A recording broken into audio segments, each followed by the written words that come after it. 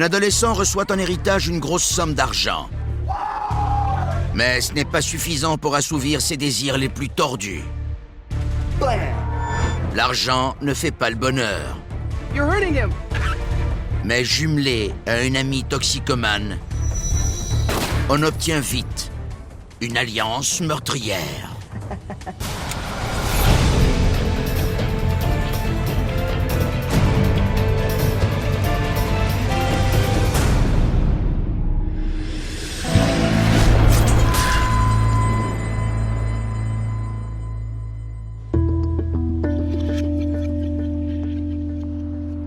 Atala, en Alabama, est une petite ville ouvrière tranquille, sise en plein cœur de la ceinture biblique des États-Unis. Comme la plupart des communautés du Sud, elle est remplie d'adolescents qui veulent se détendre et s'amuser. Au printemps 2008, Nathan Lee, 19 ans, est le centre d'attention des jeunes de la ville. Nathan a hérité de la fortune de son père et il est le plus jeune riche des parages. C'est une sorte de Peter Pan avec une allocation de dépenses. Mais ceci n'est pas un conte de fées. Avec tout cet argent et cette maison, sans adulte pour le superviser, c'était destiné au désastre. Il est le seul héritier d'une grande maison, d'un immense terrain et d'un fonds de fiducie. C'est toujours la fête dans la maison de Nathan. C'est un va-et-vient constant, ce qui prouve que même l'amitié s'achète. Tout va bien tant que tout le monde respecte la règle d'or de Nathan. Celui qui paie décide de tout. Nathan Lee est comme l'enfant qui a une piscine dans le quartier. Tout le monde veut être ami avec lui pour profiter de sa piscine, mais pas nécessairement parce qu'il est aimé. Son voisin Blake Stone, 15 ans, est un de ceux qui veulent s'attirer ses faveurs. Blake! What are you doing, bro? Mais Nathan le trouve trop jeune et insignifiant. Dude, what are you doing here? Get out of here, go! Troy Smiley, 22 ans, a plus de chance. Il est aussi attiré par la personnalité et l'argent de Nathan. Mais lui parvient à s'immiscer dans son cercle intime. Troy Smiley était toujours chez Nathan Lee. Il n'y avait pas de parents dans les environs, alors il pouvait faire ce qu'il voulait. Il n'y avait pas de règles. Troy Smiley était un garçon ordinaire et discret, comme ceux dont on ne se souvient pas très bien en feuilletant un album de finissant. Troy éprouvait des difficultés à l'école, et c'était la même chose en tant que journalier. Le monde scintillant de Nathan est très attirant. Nathan est aux anges, bien loin de son enfance malheureuse. Ses parents ont divorcé quand il était tout petit, et sa mère l'a délaissé. Il a grandi avec son père, un anesthésiologiste prospère et très occupé. Il a succombé à un cancer quand Nathan avait 15 ans. Et c'est lui qui a trouvé le corps de son père. C'est une expérience traumatisante à tous les niveaux, qui a probablement beaucoup influencé son comportement. Nathan emménage chez des parents. Il a été élevé par sa tante et son oncle. Mais l'amour de ceux-ci n'était pas suffisant pour combler le vide laissé par l'absence de ses parents. Il était bizarre. Dès l'âge de 4 ans, il était bizarre. Sur chacune de ses photos, même quand il était petit, Nathan levait la main pour ne pas être photographié. Il grognait et il avait toujours l'air misérable. Certaines personnes intériorisent tout. Elles deviennent introverties et même déprimées. Mais certains enfants peuvent devenir violents et agressifs. Ils peuvent se révolter contre leur père. Chaque cas est différent. Tout ce qui reste à Nathan, c'est l'important héritage qui l'attend dès qu'il aura 18 ans. Il ne laissera rien se dresser entre lui et son magot. Il doit donc jouer le gentil garçon pendant encore 2 ans. Une des choses que Nathan a vite apprises, c'est que s'il réussissait bien à l'école, il ne serait pas importuné et il pourrait conserver son indépendance. Nathan excellait dans l'art de la supercherie. Il avait 2 visages et il pouvait attirer les gens vers lui pour ensuite devenir très dangereux. Il était très extraverti et aimable. Il était toujours prêt à aider. Il faisait tout son possible. Nathaniel Lee était le vice-président de sa classe et il avait été élu élève le plus fiable. Mais Nathan cache un côté sombre qu'il révèle seulement dans son journal intime. Le portrait qu'on peut tirer de Nathan à partir de son journal témoigne de toute la rage qu'il ressentait.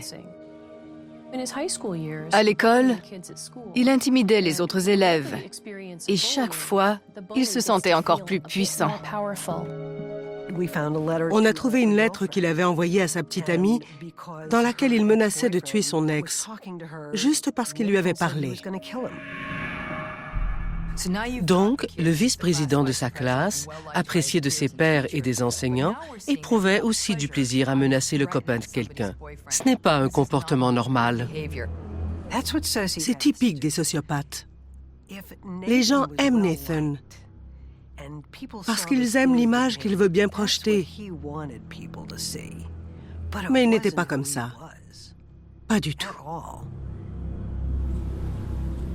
Dès qu'il atteint l'âge de 18 ans, Nathan quitte la maison de son oncle et de sa tante et laisse tomber son masque pour donner libre cours à sa rage refoulée. Avec son meilleur ami Troy Smiley, ils passent leur journée à s'amuser avec ses nouveaux jouets. Nathaniel Lee avait beaucoup d'armes à feu et il les utilisait souvent. Sa propriété était un vrai champ de tir. Il y avait des douilles de balles partout. Parfois, on avait l'impression que c'était la guerre là-bas. Les coups de feu se succédaient sans arrêt.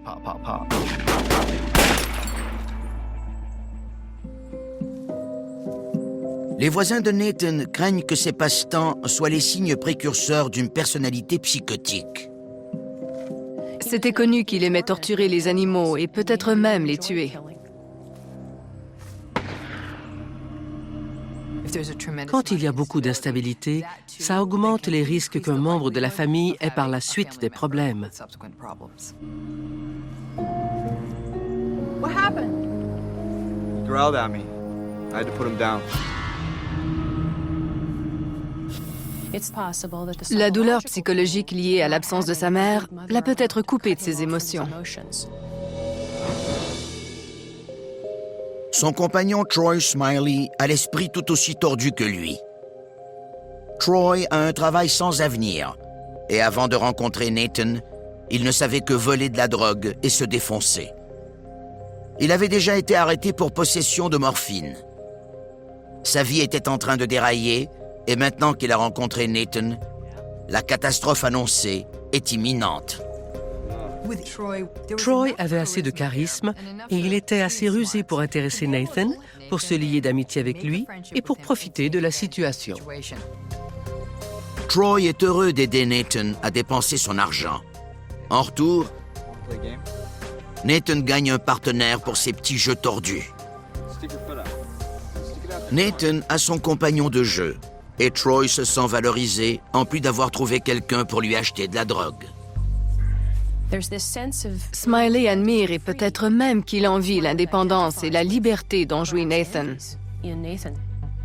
Tant que Nathan Lee est là, il a un endroit où rester, il a de l'argent pour la drogue et il a un compagnon de tir. Lee et Smiley se lancent dans une relation symbiotique et destructrice. Hold our hands over the candle, and whoever pulls away first has to take a shot. Go.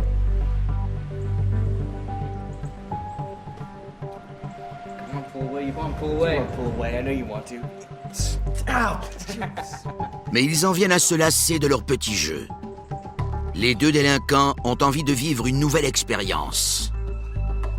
Je crois que Nathaniel Lee était un jeune homme qui avait malheureusement trop d'argent et trop de temps libre.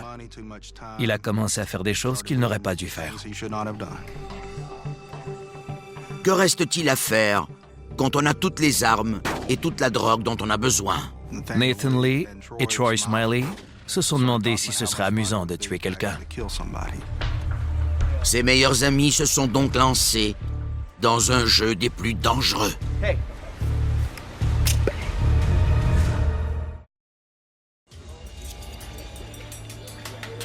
À Attala, en Alabama, Nathan Lee mène une vie de star. À 19 ans, il a sa propre maison, un tas d'argent, et il profite pleinement de la vie. Or, l'oisiveté est la mère de tous les vices.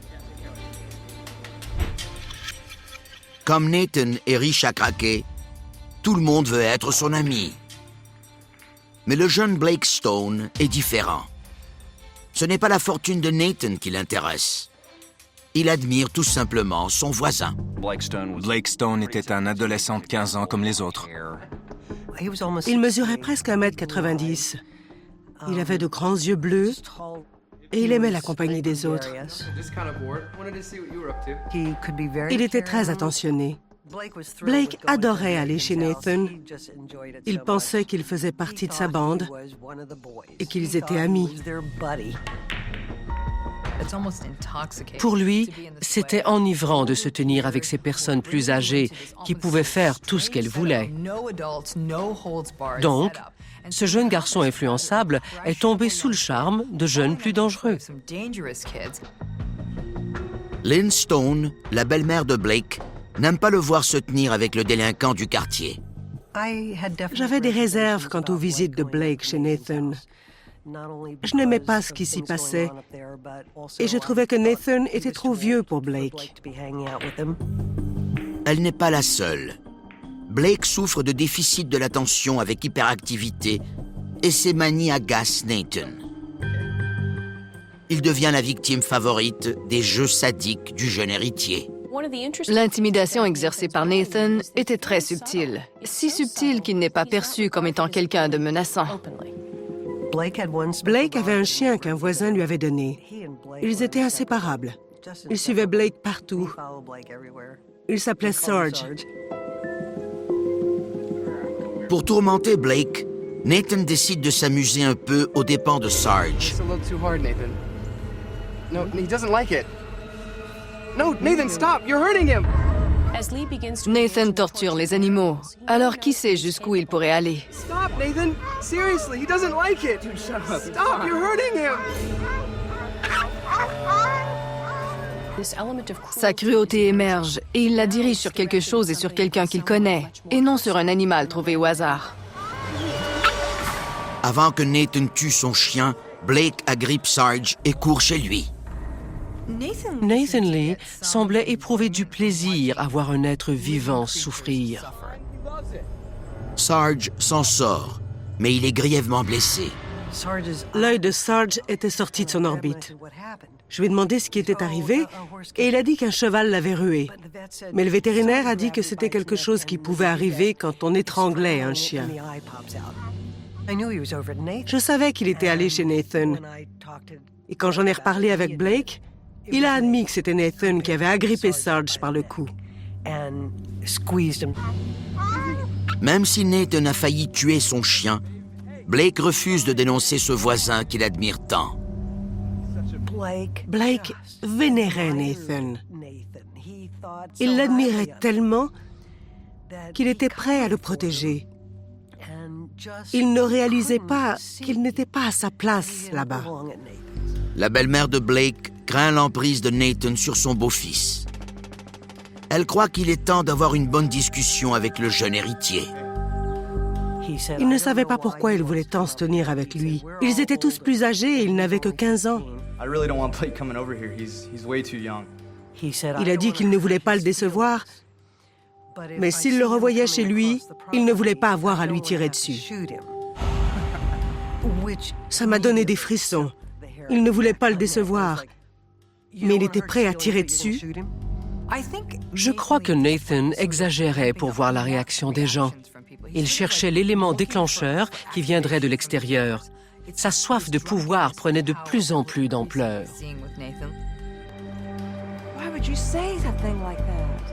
Malgré tout, la belle-mère de Blake essaie de négocier avec ce maniaque.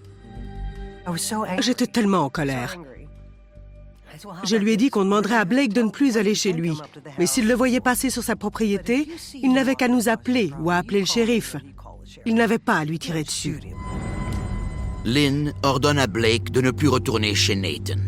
Blake Stone était triste d'apprendre qu'il ne pourrait plus aller chez Nathan Lee. C'était une grande perte pour lui, parce que même s'il s'était passé des choses désagréables là-bas, ça piquait sa curiosité. Ce n'est pas une dynamique inhabituelle chez les garçons adolescents, qui sont souvent attirés par le danger. Nathan en a assez de Blake Stone, mais tout va à merveille avec son ami Troy Smiley. À la recherche de sensations fortes, Nathan lance l'idée d'assassiner quelqu'un. You ever think about killing anyone? For real? L'idée excite Troy, mais elle le rend aussi nerveux. Il sait qu'il serait perçu comme étant faible et vulnérable s'il refusait. Il reste fort et il s'identifie à Nathan Lee pour ressentir sa puissance. Même si Smiley n'avait pas voulu le suivre, il ne voulait pas perdre l'amitié de Lee et tous les avantages qui en découlaient. Troy embarque. Il est permis de croire que chacun de leur côté, ils ne l'auraient jamais fait et leur fantasme ne se serait jamais réalisé. Mais dès qu'on verbalise un fantasme, on s'approche de sa réalisation. Il voulait savoir ce que ça faisait de tuer quelqu'un et regarder dans ses yeux pendant qu'il mourait. Les liens de Troy avec des trafiquants de drogue s'avèrent utiles. Les deux amis ne veulent pas utiliser une arme enregistrée, alors ils en achètent une dans la rue. Ils acquièrent un pistolet qui ne permettrait pas de les identifier. Ils ont maintenant l'arme du crime entre leurs mains. La chasse commence. This area is perfect. There's like no one out here. Guess we could just like shoot him and go.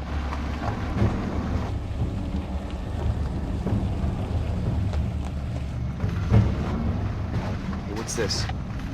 I think we got something.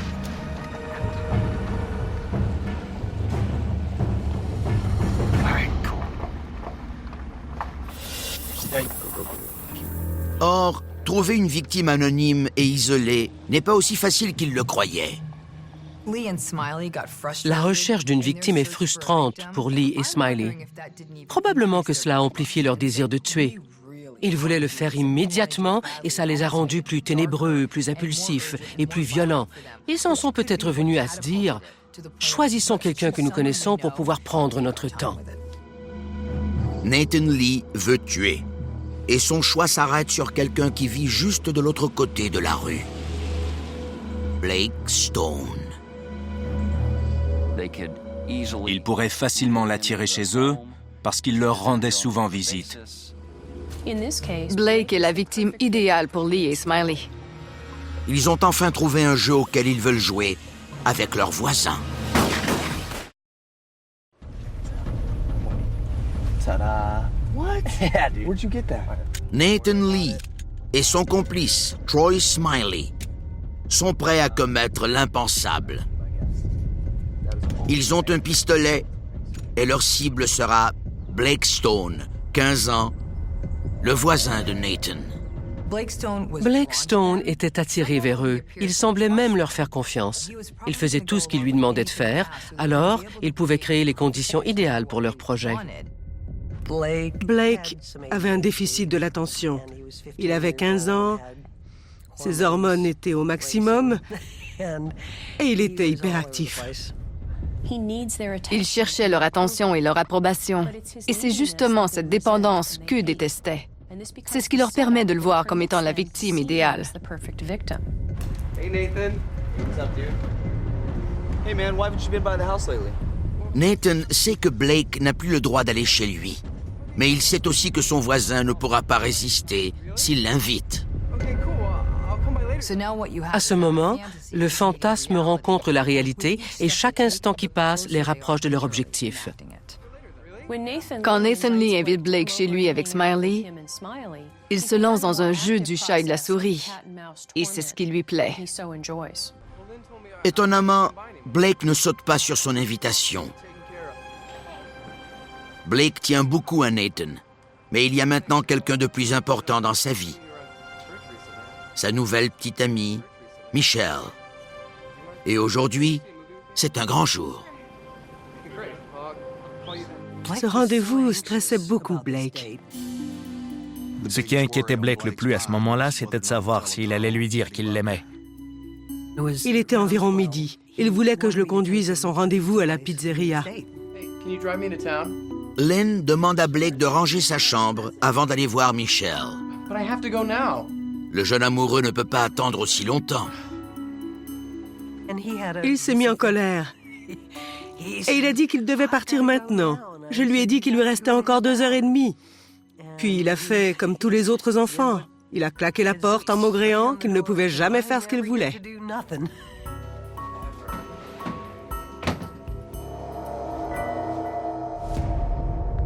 Décidé à se rendre en ville, Blake fuit la maison pour aller demander de l'aide à la personne qui saura le comprendre. Nathan accepte immédiatement la demande de Blake, mais il impose une condition.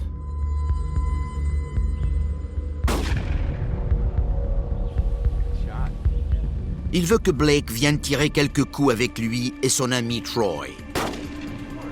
Blake accepte.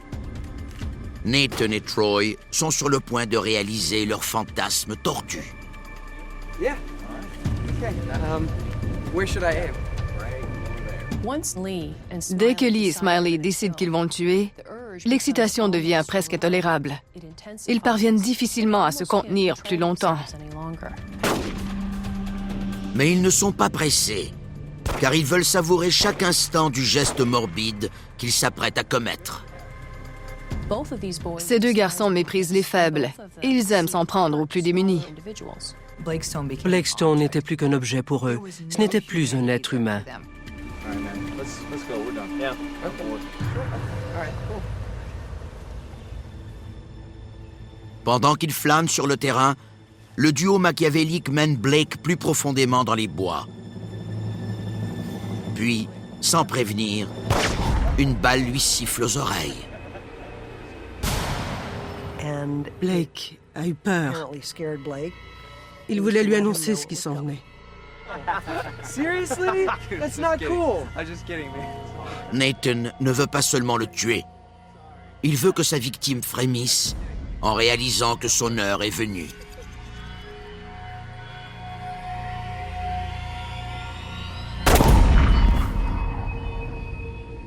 Il n'a eu besoin que d'une balle pour tuer Blake.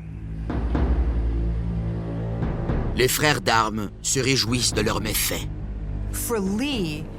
Lee semble avoir retiré du plaisir de l'action d'appuyer sur la détente et de commettre le meurtre. Smiley, quant à lui, a pris du plaisir à regarder Blake Stone mourir.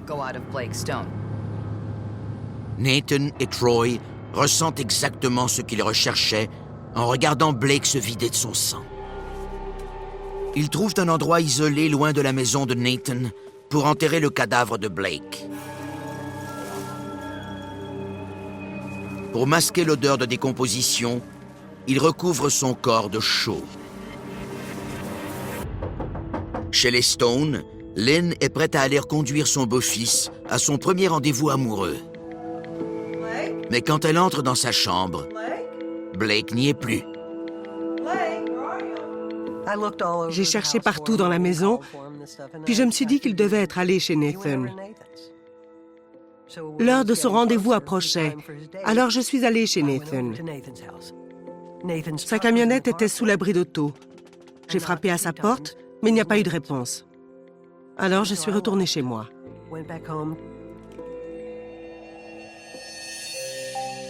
Plus tard dans la journée, Lynn et Jeff, le père de Blake, retournent chez Nathan.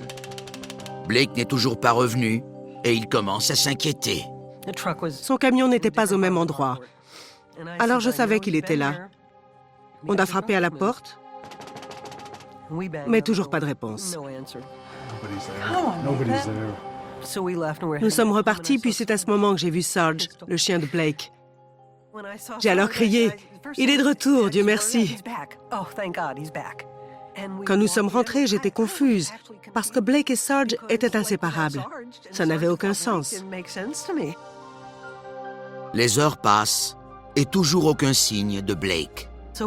Nous avons commencé à le chercher partout en ville. Nous sommes allés chez des amis et nous avons parcouru tout le quartier.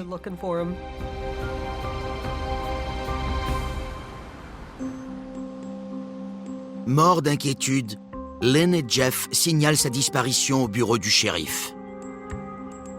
Ils étaient ravagés par son absence. L'inconnu leur brisait le cœur. Nous ne pouvions plus dormir. Nous savions que quelque chose n'allait pas. Ce n'était pas normal qu'ils disparaissent comme ça.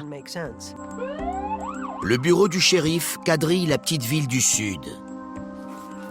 Plusieurs personnes ont fouillé les bois en VTT. Ils ont fouillé partout dans cette communauté et ils n'ont rien trouvé. Lynn demande aux policiers d'interroger Nathan Lee. Elle leur révèle qu'il avait déjà menacé de tirer sur son beau-fils. Mais Nathan a prévu le coup et il est prêt. Nathan a admis que Blake était allé le voir pour lui demander d'aller le reconduire à la pizzeria pour y rejoindre sa petite amie, parce que sa mère ne voulait pas. Nathan prétend que lui et Troy sont allés reconduire Blake à son rendez-vous. Il tente ensuite de brouiller les pistes et d'identifier un faux suspect. Il affirme que Blake et sa belle-mère Lynn se disputaient constamment. Le policier note sa déclaration et se laisse prendre à son jeu. Nathan n'est pas suspecté. Ils n'ont trouvé aucune preuve d'un quelconque méfait et rien pour justifier une perquisition. Les recherches continuent. Les jours deviennent des semaines. Les parents vivent dans la douleur et l'anxiété. Ils étaient tourmentés jour et nuit. Ils ignoraient s'il était toujours vivant ou s'il était mort. S'il était en vie, où était-il? Imaginez le cauchemar qu'ils ont dû vivre. Chaque jour, ils prenaient la route et ils devaient se demander s'il était là ou ailleurs. Le fait de ne pas savoir devait les déchirer à l'intérieur. Ils ont tout essayé. Les enquêteurs ont cherché partout et personne ne pouvait le trouver. Il avait disparu. Une lueur d'espoir surgit quand un informateur anonyme prétend avoir vu Blake. Mais ces nouvelles pistes ne donnent rien de plus. Les enquêteurs ignorent que certains de ces appels sont faits par Nathan Lee et Troy Smiley, qui prennent un plaisir pervers à s'amuser à leurs dépens. Le fait que Lee et Smiley puissent leur donner de faux indices accentue davantage la cruauté de leur crime. Puis, coup de théâtre. Après des mois d'enquête, la police identifie un nouveau suspect. Ils m'ont demandé de revenir sur les événements de la journée et à la fin, l'enquêteur s'est avancé et il m'a dit qu'il croyait que j'étais tellement en colère contre Blake que je l'avais tué accidentellement et que je l'avais enterré quelque part sur ma propriété. Aussi incroyable que cela puisse paraître, Lynn devient la principale suspecte. La méchante belle-mère d'un conte cruel, inventé de toutes pièces. Un mois après le meurtre de Blake Stone, commis par Nathan Lee et Troy Smiley, les coupables ont réussi à échapper aux autorités et à faire peser sur Lynn, la belle-mère dévastée de Blake, les soupçons des policiers. Lynn a vécu beaucoup de tourments. Elle entendait tous les habitants de sa propre ville qui la soupçonnaient d'avoir tué son propre enfant. Sous le couvert de l'anonymat, Nathan et Troy continuent de lancer le shérif sur de fausses pistes qui pointent toujours vers Lynn. Il parlait aux gens et il leur racontait des mensonges à mon sujet. Il les a manipulés et il a dirigé tous les soupçons vers moi. Nathan et Troy nous ont approchés quelquefois, mon mari et moi, pour nous aider à chercher Blake. Nathan souriait et les deux étaient toujours prêts à nous aider. Les soupçons se répandent comme une traînée de poudre et Lynn est vite condamnée. Les commérages des gens, les insinuations de la presse, Et toutes ces fausses accusations ont ruiné ma vie. Malgré la grogne qui s'intensifiait, les parents de Blake demeurent déterminés. Ils vont retrouver leur fils coûte que coûte. Lynn et Jeff Stone connaissent bien les esprits tordus des criminels. Elle est psychologue clinicienne et lui fait partie de l'équipe médicale d'une prison à sécurité maximale. Je voulais savoir ce qui s'était passé. Je voulais résoudre cette énigme. Nous avons mis des photos de Blake partout, dans les écoles, dans les commerces, partout.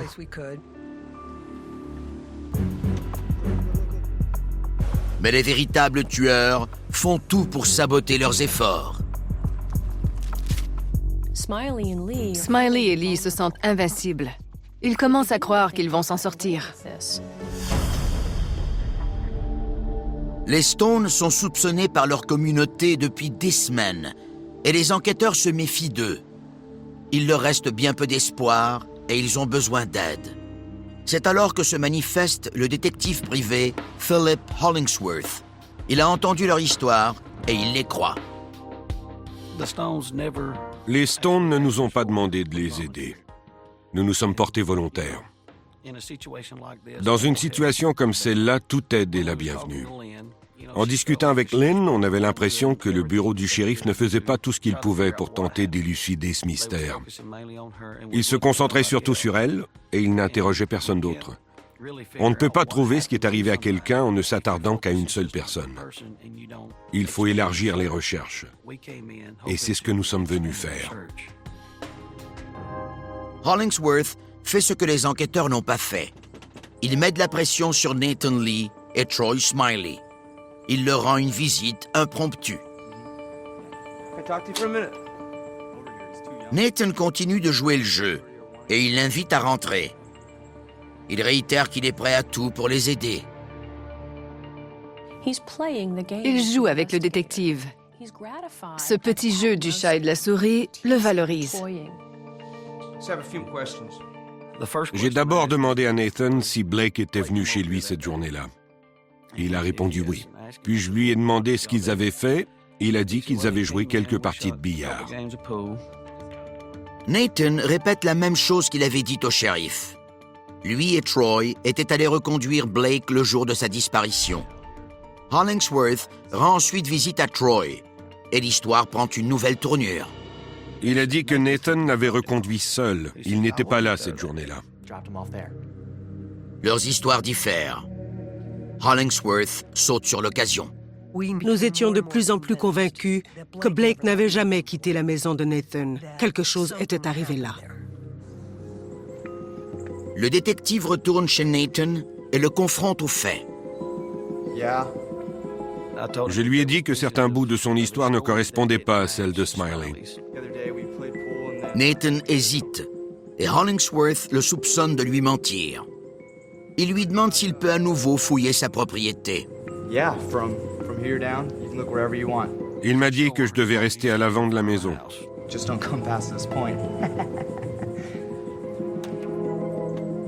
Hollingsworth ne trouve rien, mais il est convaincu que Nathan est le meurtrier. Les yeux de Lee étaient très sombres et ses mains étaient très froides. On avait l'impression de serrer la main du diable quand on lui donnait la main. Lynn et Jeff Stone demandent à rencontrer le shérif pour que Hollingsworth puisse lui faire part de ses découvertes. L'enquêteur m'a demandé ce que j'en pensais. Je lui ai dit que j'avais interrogé Nathan à 2 reprises ainsi que Smiley et leurs histoires ne correspondaient pas. Ils devaient trouver pourquoi leurs alibis ne correspondaient pas. Il a répondu que Nathan était un jeune avec beaucoup d'argent et qu'il ne le croyait pas capable de poser un tel geste. Les enquêteurs sont persuadés que c'est Lynn qui l'a tué et ils ne croient rien de ce que leur raconte le détective. Les Stones refusent de se laisser abattre et ils prennent l'affaire entre leurs propres mains. Nous avons dépensé une fortune pour des jumelles, de l'équipement de vision nocturne et des appareils de détection. Nous avons arpenté les champs et les forêts à la recherche d'indices. Nous avons utilisé les lunettes de vision nocturne pour espionner Nathan la nuit et pour voir ce qu'il faisait chez lui. On voulait trouver quelque chose de suspect. On espérait qu'il prenne son véhicule pour nous conduire quelque part. Nous étions prêts à creuser tout son terrain à la cuillère s'il le fallait. Hollingsworth se demande si le corps de Blake ne pourrait pas se cacher dans l'étang situé sur la propriété de Nathan. Les Stones décident de le fouiller sans la permission de Nathan. On y est allé vers 1h du matin. On a décidé de chercher dans l'étang nous-mêmes. Ils avaient pu le tuer et jeter son corps dans l'étang. Ils draguent le fond de l'étang avec des crochets. Les crochets s'agrippent à presque tout. On les lançait à l'autre bout de l'étang et on les ramenait lentement. On a dragué tout l'étang et on n'a rien trouvé. Malgré cet échec, les Stones continuent d'épier Nathan et celui-ci commence à s'énerver. Un jour, il les surprend en train de fouiller sa propriété et il perd la tête. Nathan a dévalé la côte à bord de sa camionnette. Il était fou furieux. Il allait tellement vite que les 4 roues de sa camionnette ont décollé de la route. Il en retirait un certain plaisir. Il provoquait les faibles et les petits pour ensuite observer leurs réactions.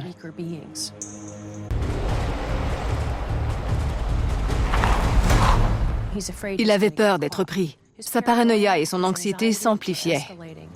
Pendant un instant, Lee ressemble au diable en personne. Puis soudainement, il redevient le voisin qui se fait du souci. Il leur offre son aide. Mais Lynn refuse. Pour Nathan Lee, tout ça n'est qu'un jeu et il semble sur le point de gagner. Vu de l'extérieur, c'était impossible de dire si quelque chose était arrivé. Cependant, son complice Troy Smiley n'affiche pas le même calme olympien. La pression qu'exercent les Stones sur Lee et Smiley commençait à le perturber. Il était très déprimé depuis quelques mois. C'était comme s'il était arrivé quelque chose de grave dans sa vie. Smiley n'est pas aussi psychopathe que Nathan et ce secret le ronge de l'intérieur. Il est déprimé, il devient agité, c'est presque insupportable. 3 mois après avoir participé au meurtre de Blake, Troy devient paranoïaque. Comme un personnage d'Edgar Allan Poe, il tient à retourner là où ils ont enterré Blake. Et Nathan et lui y font une découverte troublante. Comme il avait plu pendant ces 3 mois, une partie de la terre qui recouvrait le corps avait disparu. Il était donc partiellement exposé. Personne ne doit le voir. Ils l'ont déterré, ils l'ont mis dans une bâche, puis dans un grand bac. Ils l'ont mis dans la camionnette de Nathan. On recevait des appels de gens à 2 ou 3 heures du matin qui nous disaient que Blake avait été vu à divers endroits. Peu importe l'heure, on s'habillait et on allait vérifier chaque information reçue. Smiley et Lee ont placé le corps de Blake dans le congélateur de Lee. Ainsi, Nathan Lee pouvait se targuer d'être supérieur aux enquêteurs parce qu'il les avait déjoués.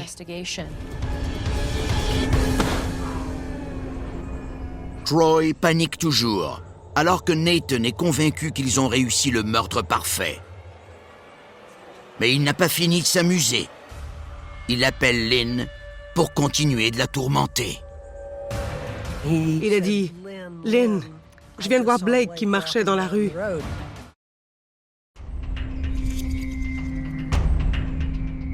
Trois mois après avoir tué Blake, le beau-fils de Lynn Stone, Nathan Lee la tourmente en lui annonçant l'avoir vu. Il ne lui révèle pas que le cadavre de Blake est caché dans son congélateur. J'ai reçu un appel de Nathan. Il était tout près de mon entrée. Il m'a demandé s'il pouvait m'aider à le chercher et je lui ai dit « D'accord, j'arrive ». Lynn n'est pas dupe. Elle a un plan. Je voulais voir son visage. Je voulais chasser tout doute de mon esprit. Je voulais le revoir et voir son expression. Je devais savoir. Nathan l'attend près de la route. Et ce loup ne peut s'empêcher de montrer ses crocs. Il était détendu et il m'a demandé comment j'allais.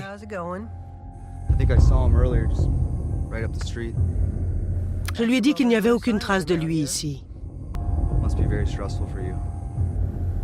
Je lui ai répondu, en effet. Et plus je parlais de nos soucis, plus il souriait. Plus il inflige de la douleur aux autres, plus il jouit de la situation. C'était un jeu cruel du chat et de la souris. Nathan n'allait pas céder. Il emporterait son secret dans sa tombe. J'ai toujours cru que celui qui craquerait en premier serait Smiley. Troy n'est pas aussi psychotique que Nathan. Et la drogue et l'alcool ne suffisent plus pour lui faire oublier ses tourments. Il se confie à un ami dans l'espoir de trouver la paix. Il était incapable de garder ce terrible secret plus longtemps. Alors, il s'est confié à quelqu'un pour tenter de se soulager. Cet ami n'a rien dit pendant un jour ou deux, puis il l'a dit à sa mère, qui, elle, a prévenu le shérif. Les enquêteurs interrogent alors Troy. There's no question that you're involved. The important thing is that you tell me right now. Tell me where Blake is.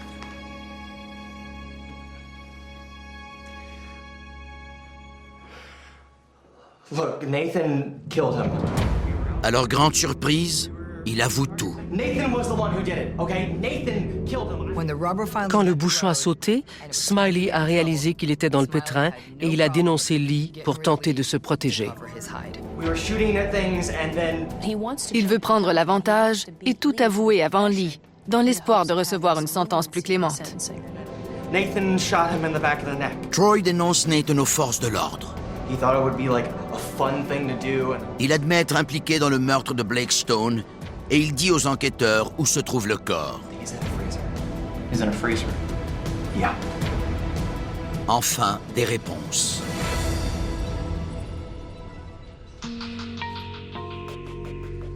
Le shérif, le procureur du district et l'enquêteur principal sont venus chez nous à 17h le 1er juillet. Nous revenions de nos recherches et ils nous ont dit qu'ils avaient trouvé Blake.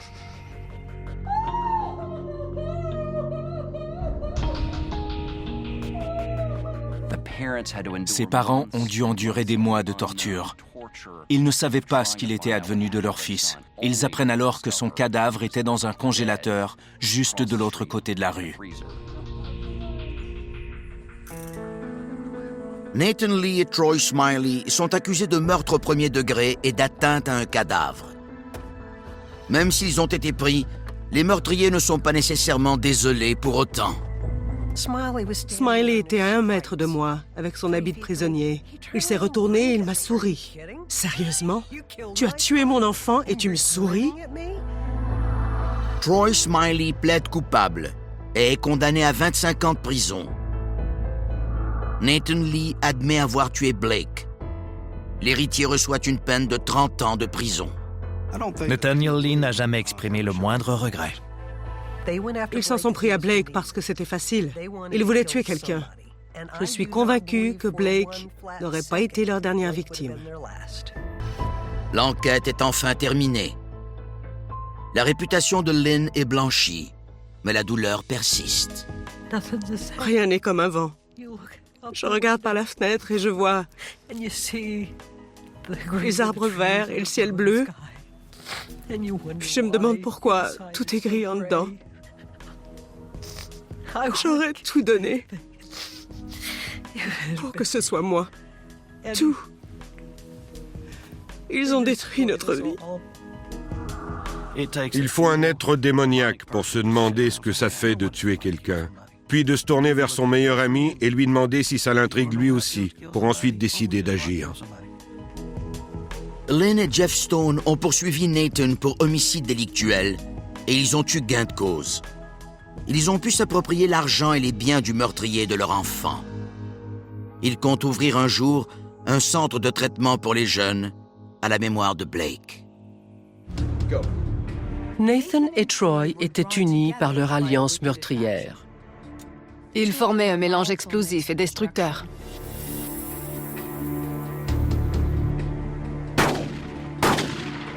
Quand on réunit deux individus dangereux comme Lee et Smiley, ce n'est pas 2 + 2 = 4, c'est 2 + 2 = 1 million.